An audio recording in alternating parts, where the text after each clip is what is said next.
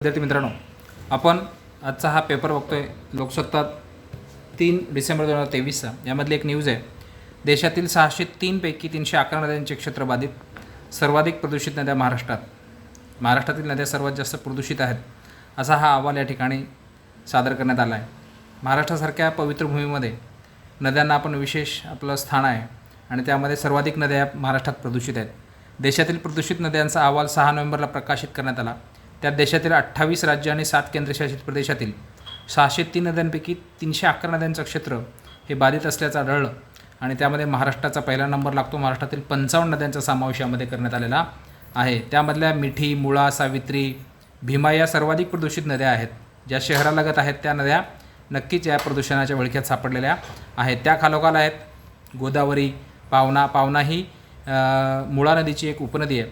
कन्हान नदी, मुळा, मुठा या नद्या सगळ्या प्रदूषित झालेल्या आहेत. नद्यांच्या प्रदूषणात नियंत्रणासाठी केंद्रीय प्रदूषण नियंत्रण मंडळातर्फे राष्ट्रीय पाणी गुणवत्ता देखरेख कार्यक्रम राबवण्यात येतो. या पाण्यातील रसायने, सूक्ष्मजीवांचा विचार केला जातो. विशेषतः पाण्यातील प्राणवायूच्या प्रमाणावरून त्याचे प्रदूषण ठरवले जाते आणि यासाठी हा पहिलाच अहवाल नाही तर 2018मध्ये सुद्धा असा अहवाल प्रकाशित करण्यात आला होता. त्यामध्ये सुद्धा महाराष्ट्राची परिस्थिती अशीच होती. याबद्दल आपल्याला नक्कीच विचार करावा लागणार आहे. तर यामध्ये महाराष्ट्रातील 55 नद्या आहेत. मध्य प्रदेशमधील 19, बिहारमधील 18, केरळमधील 18 आणि कर्नाटकमधील 17 नद्यांचा समावेश आहे. ह्या ज्या नद्या आहेत त्या नक्कीच शहरालगतच्या नद्या आहेत आणि या प्रदूषणाच्या विळख्यात सापडलेल्या आहेत. याचा आपण विचार करायलाच पाहिजे. आणि या नद्यांचा उगम वगैरे आपण थोडक्यात त्याची माहिती घेणार आहोत किंवा प्रदेशातील कुठल्या देशाकडून आपल्याला या नद्या प्रकल्प स्वच्छ करण्यासाठी वगैरे मदत होते याविषयी आपण पुढे थोडीशी माहिती घेणार आहोत. ही पहा, मुंबईलगत असलेली ही मिठी नदी ही एवढी प्रदूषणी या ठिकाणी आपल्याला नद्यांमध्ये दिसत आहे. हे मोठ्या प्रमाणात प्रदूषित झालेली ही नदी आपल्याला दिसते. ही बघा, या ठिकाणी आपण त्याची एक लोकेशन या ठिकाणी तुम्हाला दाखवतो आहे. हा विहार आणि पवई लेकमधून या नदीचा उगम होतो आणि ही अशी नदी माहीमच्या खाडीमध्ये जाऊन पुढे बंगालच्या उपसागराला अरबी समुद्राला मिळते. अशा पद्धतीचा याचा प्रवाह आहे. त्या नदीबद्दल आपण विशेष माहिती थोडीशी पुढे घेणार आहोत. बघा, मिठी ही नदी मुंबईच्या साळशेत बेटावरील एक नदी असून विहार व पवई तलावातून उगम पावते आणि बोरिवली पार्कमधून पुढे वाहत जाते आणि पुढे माहीम खाडीतून अरबी समुद्राला मिळते. या समुद्राची एकूण लांबी 18 किलोमीटर असून मुंबई विमानतळाच्या बांधकामासाठी जो मार्ग त्या नदीचा प्रवाह बदलण्यात आलेला आहे. या नदीच्या पुनरुज्जीवनासाठी मिठी नदी प्राधिकरणाची निर्मिती करण्यात आलेली आहे. त्यानंतर प्रदूषित नदीमध्ये पुढची नदी आहे मुळा मुठा नदी. त्यातली मुळा नदी या पेपरमध्ये आलेली आहे. मुठा नदीसुद्धा प्रदूषित झालेलीच आहे.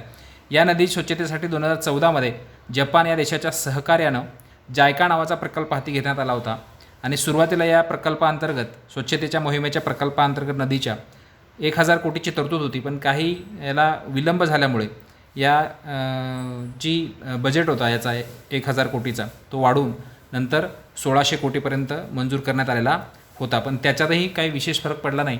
हा जरी जायका प्रकल्प शेवटपर्यंत गेला असता तरी यामध्ये 60% नदीपात्र हे स्वच्छ होणार होतं. पण तो प्रकल्पसुद्धा काही पूर्णत्वास गेला नाही. त्यानंतर वेगळे प्रकल्प या ठिकाणी सुरू करण्यात आलेले आपल्याला पाहायला मिळतात. 2016मध्ये नदी विकास प्रकल्प या ठिकाणी सुरू करण्यात आला आणि पुण्यामधल्या ज्या नद्या आहेत मुळा, मुठी, पवना यासारख्या नद्या ज्या आहेत या नद्यांचं सुशोभीकरणासाठी साबरमतीसारखे सुशोभीकरण होईल असे जाहीर करण्यात आले.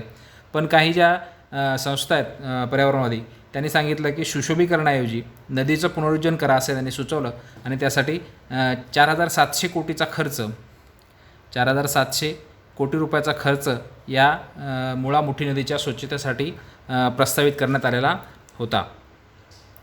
त्यानंतर आपण पुढची नदी बघूया जी आपण या पेपरमध्ये बघितली ती होई सावित्री नदी. ही बघा, ही सावित्री नदी महाबळेश्वरच्या या नयनरम्य अशा डोंगरातून तिचा उगम होतो. या ठिकाणी जर आपण बघितलं तर सावित्री नदीचा उगम महाबळेश्वर येथे सावित्री पॉईंटमध्ये होतो. त्यापुढे ती बानकोट गावातून पुढे वाहत जाते आणि पुढे कोकणातून वाहत जाऊन रायगडमध्ये एका शेवटच्या ठिकाणी रायगडमधून ती अरबी समुद्राला मिळते. थोडीशी माहिती आपण मुळा नदीबद्दल पाहूया. पुणे शहरातून वाहणारी ही एक नदी आहे. या नदीवर मुळशी धरण बांधलेलं आहे. डाव्या बाजूने जी पवना नदी आहे जी आपण आता त्या पेपरमध्ये बघितली ती पवना नदी आणि उजव्या बाजूने मुठा नदी या दोन नद्या येऊन मिळतात आणि पुढे ही नदी मुळा मुठा म्हणून एकत्र वाहते आणि पुढे भीमा नदीला जाऊन मिळते. याच नदीमुळे पुणे महानगरपालिका व पिंपरी चिंचवड महानगरपालिका वेगळ्या झालेल्या आहेत. प्रदूषित नदीच्या पुढच्या यादीमध्ये जी आपण नदी बघितली ती भीमा नदी. ही भीमा नदी पंढरपूरला चंद्रभागा या नावाने ओळखली जाते. तर ही नदीसुद्धा प्रदूषित नदी आहे. याची एकूण लांबी 800 किलोमीटरच्या वरती आहे. एकूण लांबी पुढे जाऊन ती कृष्णा नदीला मिळते आणि महाराष्ट्रातील तिची लांबी 451 किलोमीटर एवढी आहे. आपण लक्षात ठेवायचं आहे. अशा प्रदूषित नद्यांचा विचार आपण नक्कीच केला पाहिजे आणि त्या स्वच्छतेसाठी आपण आपल्या परीने प्रयत्न केला पाहिजे. माहिती आवडली असेल तर लाईक, सबस्क्राईब आणि शेअर करायला विसरू नका. धन्यवाद.